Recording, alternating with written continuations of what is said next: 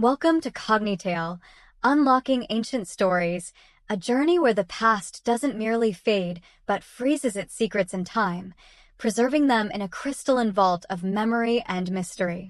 Today, we're setting foot into the Yukon, a brutal, untamed expanse of snow and shadow sprawling across Canada's far northern frontier, where the land itself seems to breathe with a frigid, ancient life. Here, amid the endless drifts of white and the jagged peaks piercing a leaden sky, a child's voice haunts the ice, a sound so delicate yet so piercing it slices through the howling winds like a blade. Picture a girl lost to the merciless cold, her small form swallowed by the tundra's icy maw, or was she ever truly gone, her spirit lingering in the frost? This is Lyra's tale, a whisper rising from the frozen depths, a story that defies the finality of death and dares to question what lies beyond the veil of the living. Are you ready to feel the chills seep into your bones, to sense the icy fingers of the unknown tracing along your spine, pulling you into a world where the past refuses to rest? Let's brave the tundra together, stepping cautiously into a realm where every snowflake hides a secret, and every gust of wind carries a cry from the lost. The Yukon is a land forged in unrelenting cold, a vast, desolate kingdom where white plains stretch endlessly beyond the horizon, their surfaces shimmering faintly under a sun that barely rises above the jagged skyline. Towering peaks loom like silent, brooding sentinels, their tips stabbing at a sky perpetually bruised with heavy, gray clouds, while the wind roars across the landscape, biting like a living beast with teeth of ice that sink into flesh and bone alike.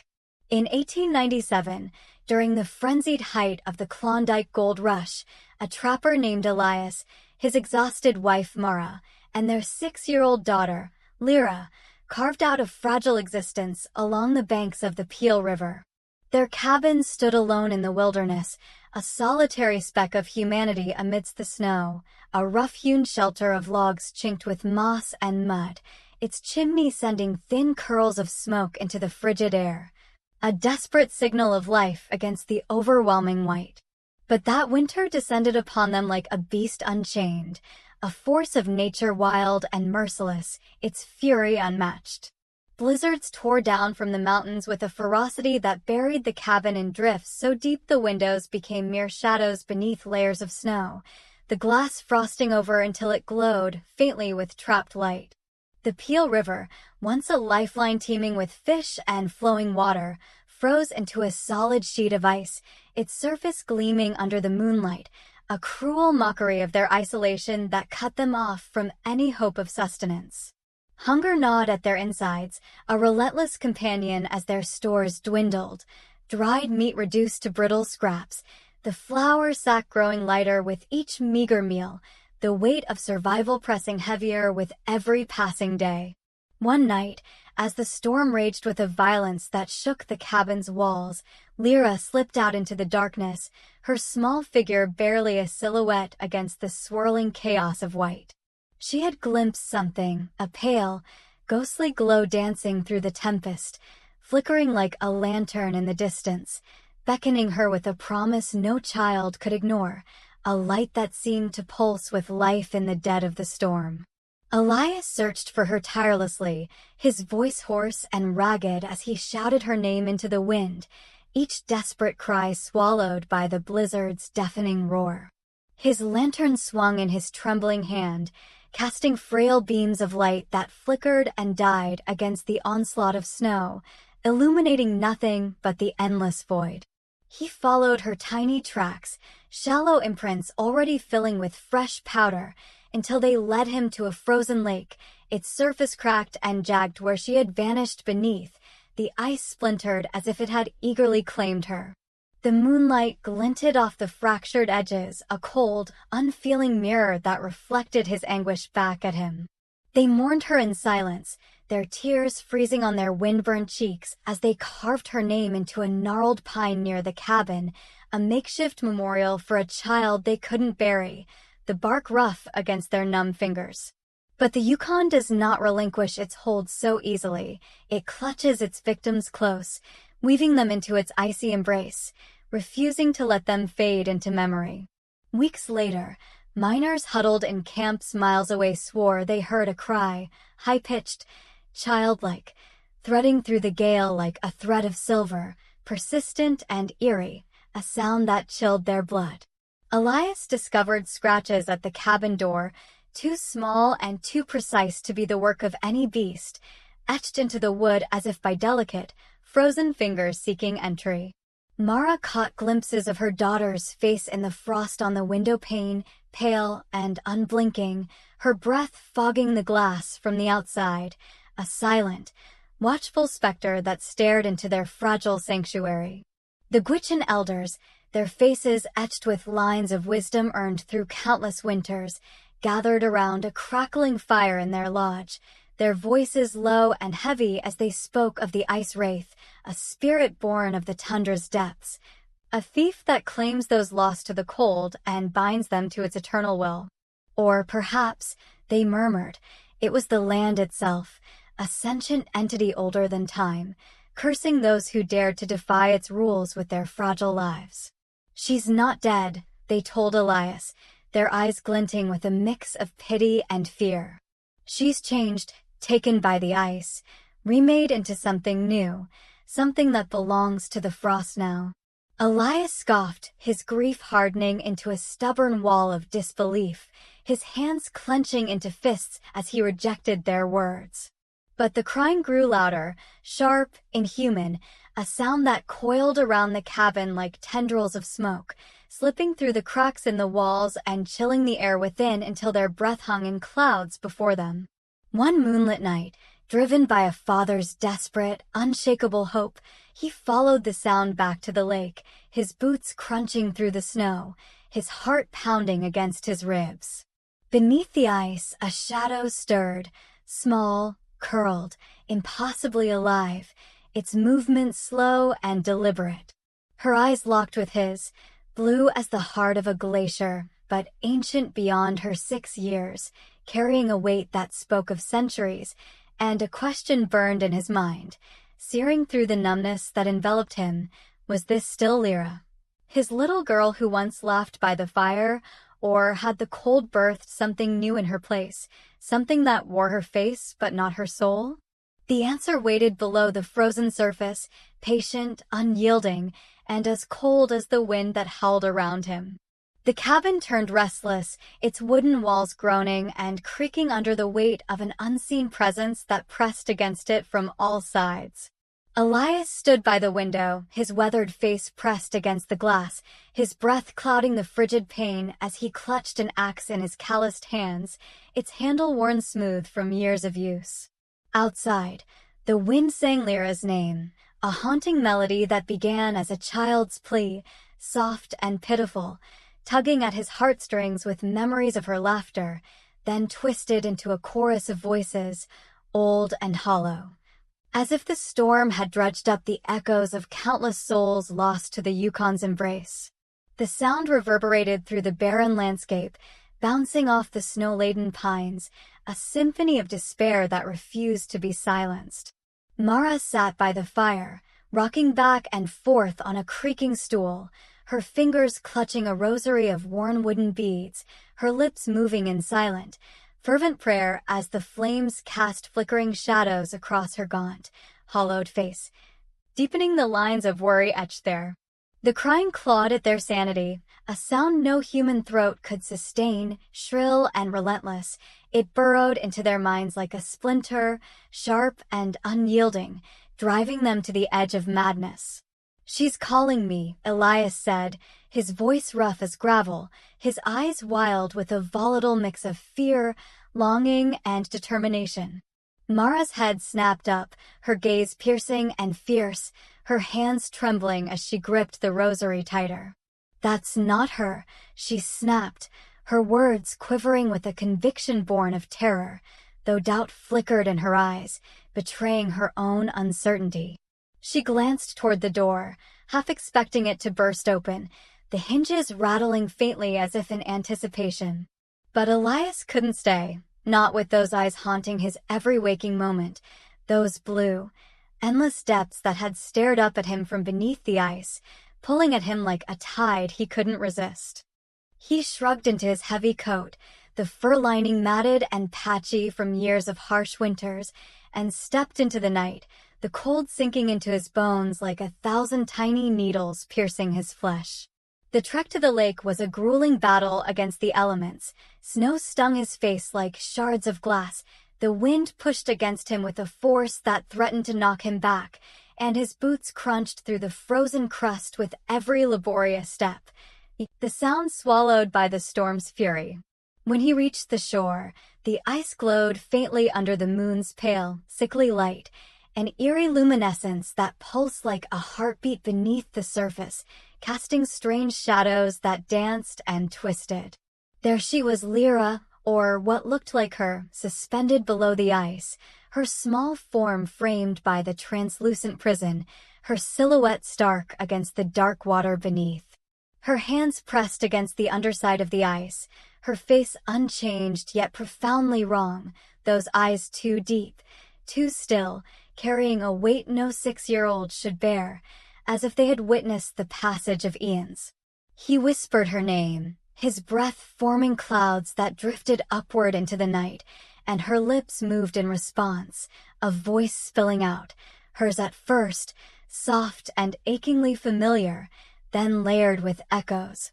A cacophony of tones that rasped and hissed like wine through dead branches. Come closer. His gut twisted, a primal instinct screaming at him to flee, to turn back to the warmth of the cabin, but his heart anchored him there, rooted by a father's love that refused to let go. Was this a trick of the Yukon's cruel imagination, a mirage woven from frost and despair, or had she somehow never truly left him, her essence lingering in the cold? The Gwich'in elder, Sek, appeared beside him, his silhouette a dark, stoic figure against the snow, his breath clouding in the frigid air as he stood wrapped in a coat adorned with beads and feathers, symbols of a heritage older than the gold rush that had brought men like Elias here. The ice took her, he said, his voice steady but heavy with a warning carved from generations of lore. It changes them, makes them its own, binds their souls to its will, turns them into something that serves the tundra. Elias glared, his fists clenching until his knuckles whitened beneath his gloves. She's mine, he roared, his defiance echoing across the lake, a challenge to the cold itself. Sek shook his head slowly, his eyes narrowing as he studied the figure below, his gaze lingering on those unnatural eyes. Look at her eyes. How old are they? Do they belong to your child, or to something far older, something that has no name?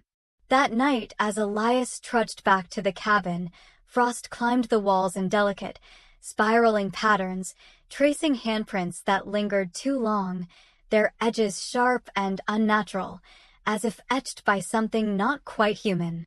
Mara shrieked as the door rattled, the wood groaning under an invisible force, the scratches deepening into claw-like gouges that marred its surface. A giggle slipped through the cracks, Lyra's, unmistakably hers, but colder, hollower, a sound that sent shivers racing down their spines and turned their blood to ice. Elias armed himself, his hands trembling as he gathered salt from their dwindling stores, pouring it into a small pouch, along with a charmed Sek had pressed into his palm, a tiny bundle of herbs, bones, and feathers tied with sinew, and his trusty axe, its blade dulled but still heavy with purpose. I'll get her back, he told Mara, his voice firm despite the fear gnawing at his resolve, his eyes burning with a desperate determination. Her tears froze on her cheeks, glistening like diamonds as she watched him go, her prayers trailing after him into the night, a fragile thread of hope against the darkness. The lake gleamed ahead, its surface a mirror of ice and moonlight, Lyra's shadow sharper now, her gaze pulling him in with an almost magnetic force that he couldn't resist. Was she lost, crying out for rescue from the cold's grip, or was she luring him into its embrace, a siren of the frost? The ice knew the truth, its silence a taunt, its secrets locked beneath its frozen skin, waiting for him to uncover them, or to claim him as its own. Elias stood on the lake, the ice creaking beneath his weight, a low, ominous groan rising from its depths as if it resented his intrusion, its surface trembling with every step he took. The shadow Lyra glided beneath, her movements fluid yet unnatural, a specter dancing in a watery grave, her form illuminated by the faint glow that pulsed through the ice. He scattered salt across the surface, the crystals glinting like stars in the moonlight, and began to murmur sex chant, his voice trembling as the unfamiliar words stumbled from his lips, a clumsy plea to forces he didn't fully understand. He raised the axe, its handle slick with sweat despite the biting cold, and brought it down with all his strength. The blade struck, cracks racing outward like spiderwebs, splintering the ice with a sound like breaking glass, and a small hand broke through, blue and shriveled, its nails sharp as frost, glistening with an otherworldly sheen that caught the light. He reached for it, his heart pounding against his ribs, whispering, "Lyra, I've got you, come back to me." Her grip locked onto his wrist, the cold searing his flesh like a white-hot brand, pulling him downward with a strength no child could possess, an unrelenting force that dragged him toward the fractured surface. Her eyes met his, blue, yes, but ancient, endless, devoid of the innocence he once knew, replaced by a fathomless void that seemed to swallow the light around it. He froze, his breath catching in his throat, his pulse hammering so loudly it drowned out the wind. "Lyra," he croaked, desperation bleeding into the word, his voice cracking under the weight of his fear. Her face tilted, a smile stretching too wide across her features, unnatural and grotesque, her lips parting to reveal teeth that gleamed like shards of ice, and she spoke, her voice at first sweet and familiar, then splintering into a dozen others, rasping through centuries of frozen time, "Stay with me, stay forever." The ice split beneath him with a deafening crack, a jagged rift tearing open, and she rose, her skin cracked like frozen earth, veins of ice threading through it like rivers on a map, her hair tangled with shards of frost that clinked softly as she moved. A thing wearing Lyra's shape, but no longer her essence. Was she begging him to join her in the cold's eternal grip, to share in her fate, or baiting him into a trap, a predator cloaked in the guise of his daughter? He swung the axe, his arm trembling with hesitation. Could he strike her, even this twisted version of her, without shattering his own soul? And the blade hit, frosting over instantly, the metal encased in a shell of ice that spread up the handle. Snow erupted around them, a storm summoned from her breath, blinding and fierce, a whirlwind of white that stung his eyes and choked his lungs, and shadows surged from the depths, lost souls, their forms vague and tattered, their wails blending into a symphony of despair that shook the night, a chorus of the damned rising from the lake. They clawed at him, their touch a cold that burned deep, sapping his strength, dragging him toward the gaping maw of the ice with fingers that felt like knives against his skin. "Let her go," he roared, his voice raw as he hurled the charm at her, the pouch sailing through the air. It struck her chest, and she shrieked, a sound that pierced the air, high and jagged, a scream that seemed to fracture the very night itself, the ice buckling beneath its force like a living thing in agony. He stumbled, the surface giving way beneath him, and the water swallowed him whole, its icy grip of vice around his chest, squeezing the air from his lungs as he sank into the freezing abyss. There, in the dark, suspended in the numbing cold, he saw her, Lyra, or what remained of her, trapped, her eyes pleading, a glowing shard embedded in her chest like a cursed heart, pulsing faintly with a light that seemed to mock him. "Break it," she mouthed, her lips moving silently in the murky water, or did she? Her gaze shifted, sly and ancient, a flicker of malice dancing within those endless blue depths. He grabbed the shard, his fingers numb, his mind torn. Would breaking it save her, return his daughter to him, or doom them both to the Yukon's wrath, unleashing something far worse? He yanked with all his strength, his muscles screaming against the cold, and the lake exploded, ice shattered into 1,000 glittering fragments. Light flared blindingly, searing his eyes, and her scream split the night, a sound that echoed into the void, raw and primal. What had he done? The frost held its breath, the world suspended in the aftermath, the silence deafening as the storm stilled. Elias washed ashore, his body battered and numb, ice clinging to his lungs as he coughed up water that tasted of salt and despair, his throat raw from the cold's assault. The shard lay dull in his hand, its glow extinguished, a lifeless relic of the chaos he'd unleashed, its surface rough against his frost-bitten fingers. The lake lay still behind him, a perfect mirror of white stretching into the distance, its surface unbroken, no sign of Lyra or the shadows that had surged from its depths, as if the ice had swallowed all evidence of the night's terror. He stumbled home through the snow, his steps heavy and uneven, frostbite blackening the tips of his fingers, his silence a weight that pressed against his chest, suffocating him with every breath. Mara rushed to him as he crossed the threshold, embracing him with a sob that broke the quiet, her arms trembling as she clung to him, her warmth a stark contrast to the cold that had seeped into his bones. But he couldn't meet her eyes, those haunted, searching eyes that begged for answers he didn't have, that pleaded for reassurance he couldn't give. The crying was gone, the cabin quiet save for the crackle of the fire and the faint drip of melting ice from his coat, or was it truly gone? That night, as snow fell in thick, silent sheets, blanketing the world outside, he glanced out the window and saw it, a small figure in the distance, standing motionless against the white expanse, too far to be sure, too familiar to dismiss. Its silhouette etched against the moonlight like a ghost. The Gwich'in gathered in their lodges, their voices hushed as they spoke of what he'd done, their words heavy with unease and speculation. He broke something, they said, their eyes darting to the shadows beyond their firelight, their hands tracing protective signs in the air. Had he freed her, released her soul from the ice's grasp to find peace at last, or unleashed her, setting loose a force that would haunt the tundra forever, our wraith unbound by the shard's power? The lake stayed frozen, its surface smooth and unmarked, a deceptive calm that belied the turmoil beneath, its silence a mask over whatever lingered in its depths.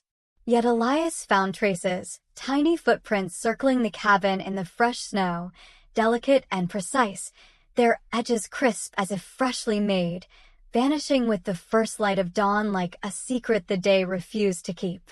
Her face lingered in the frost on the windows, etched in delicate, intricate patterns that melted by morning, her laugh carried faintly on the wind, Lyra's, or something else's, a sound that teased the edge of his hearing and left him questioning his sanity, wondering if the cold had taken more than his daughter that night.